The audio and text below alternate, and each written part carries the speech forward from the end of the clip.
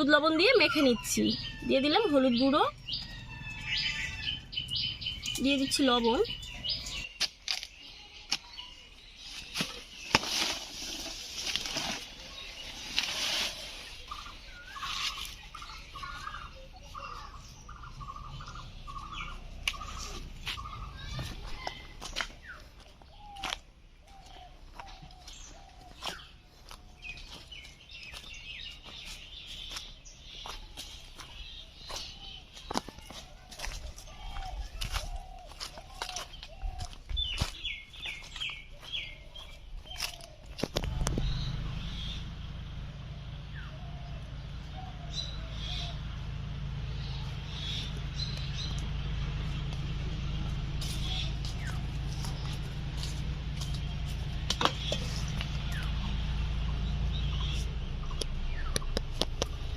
কচু তুলে নিয়ে আসলাম, বড় একটা মান কচু। এই কচু দিয়ে আজ রুই মাছ রান্না করব। কচুটা কেটে নিচ্ছি।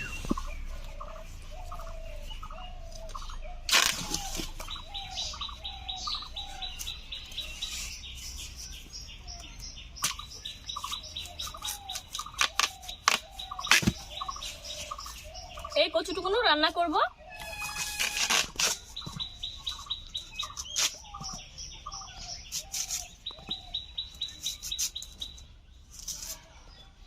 কচু সবুজ অংশটা ভালো করে ভর দিয়ে ফেলে নেব।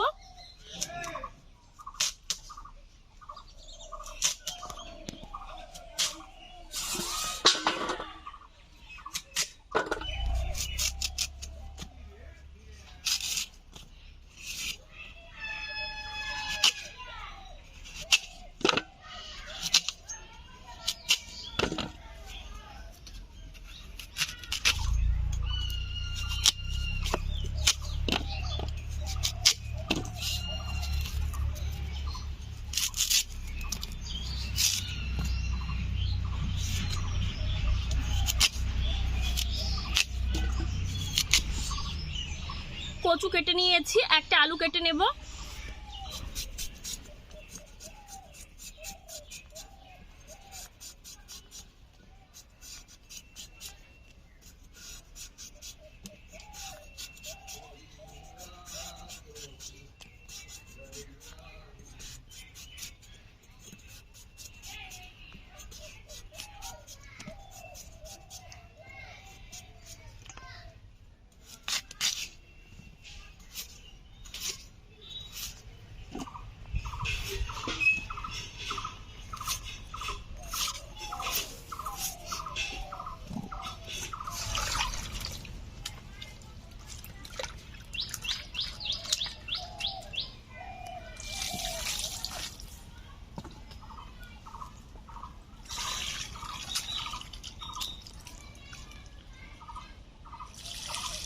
আলু কচু ধুয়ে নিয়ে চলে এসেছি উনুন পাড়ে। এদিকে উনুনটা ধরিয়ে কড়াই বসিয়ে নিয়েছি।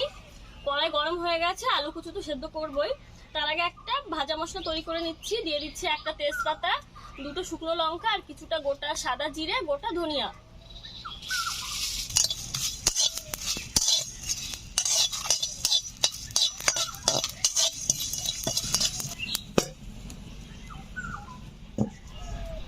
আলু কচু সেদ্ধ করে নেব।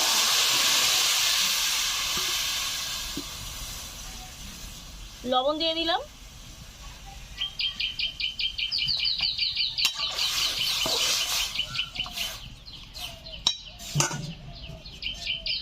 ঢাকা দিয়ে সেদ্ধ করে নিচ্ছি। আর সেদ্ধ হতে হতে আমি ভাজা মশলাগুলোকে বেটে নিচ্ছি।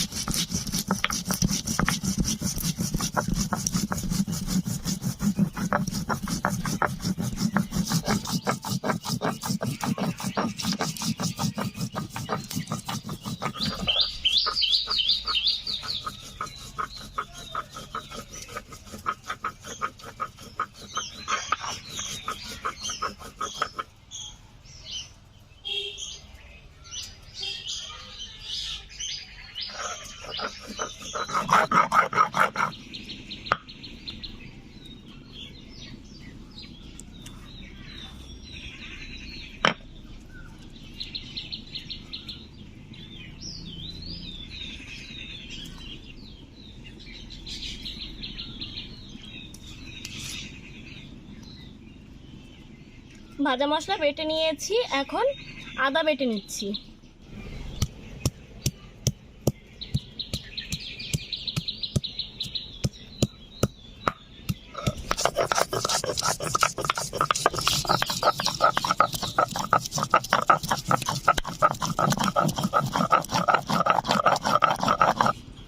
আদাও বেটে নিয়েছি, আলু কচুও সেদ্ধ হয়ে গেছে, নামিয়ে নিচ্ছি।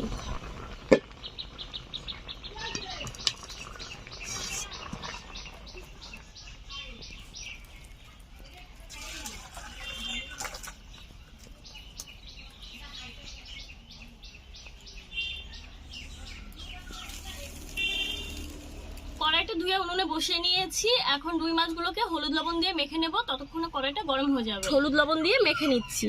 দিয়ে দিলাম হলুদ গুঁড়ো, দিয়ে দিচ্ছি লবণ,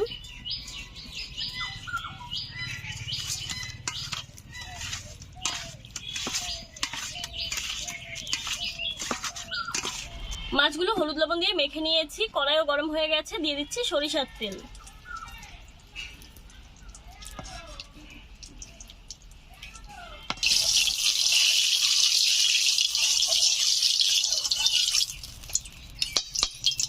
তেল গরম করে নিয়েছি, মাছগুলোকে ভেজে নেব।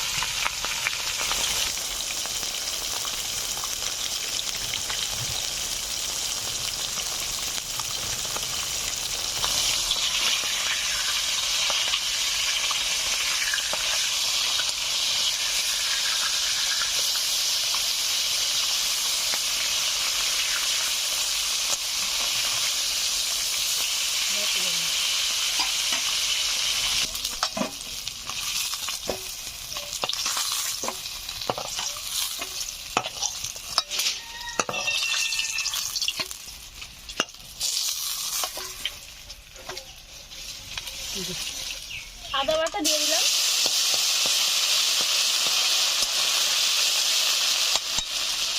সেদ্ধ করে রাখা আলু ও কচু দিয়ে দিচ্ছি।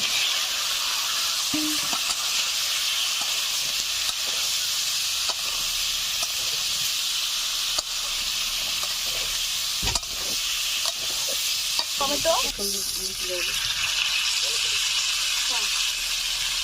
কাঁচা লঙ্কা কুচি,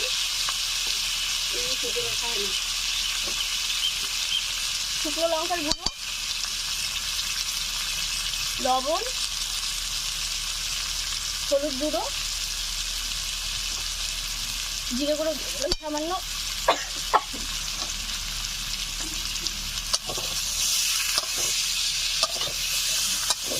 সব মশলা দিয়ে আমি 3-4 মিনিট মতো নেড়ে চেড়ে নিয়েছি। এখন পরিমাণ মতো জল দিয়ে দিচ্ছি।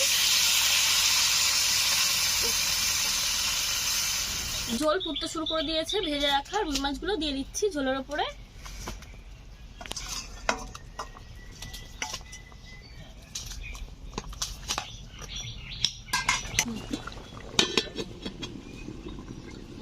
মাছ দেওয়ার পরে ঢাকা দিয়ে আমি 5-7 মিনিট জাল করে নিয়েছি। এখন ভেজে রাখা বাটা মশলাটা দিয়ে দিচ্ছি।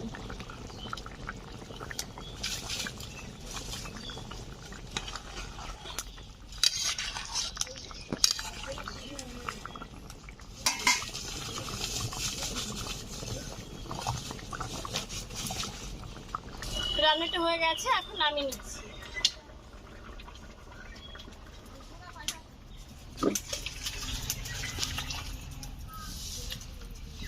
রুই মাছের রেসিপিটা হয়ে গেছে। রেসিপিটা আপনাদের কেমন লাগলো অবশ্যই জানাবেন। ভালো লাগলে চ্যানেলের পাশেই থাকবেন। আমাদের ভিডিওটি শেষ পর্যন্ত দেখার জন্য অনেক অনেক ধন্যবাদ।